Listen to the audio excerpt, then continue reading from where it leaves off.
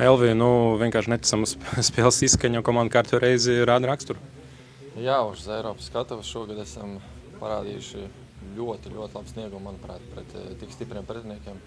Otrais punkts mājās, un skatītāji varētu vairāk nākt un skatīties šo fantastisko futbolu.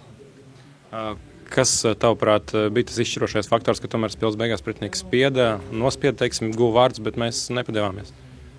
Komandas raksturs. Var redzēt, ka mums visu spēli bija pāris momenti, kurus vajadzēja jau ātrāk realizēt. Un mēs vienkārši gribējām, ļoti gribējām šos punktiņus mājās iepriecināt skatītājus. Un kas atnākuši augstajā laikā, fanoja, bļāva, atbalstīja.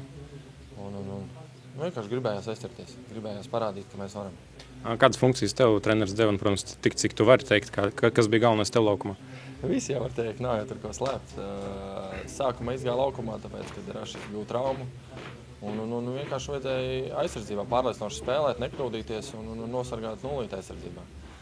Tas neizdevās, tad jau bija otrs, kas bija, tas jau bija jāskrien uz priekšu un jācenšas gūt vārdu, kas izdevās.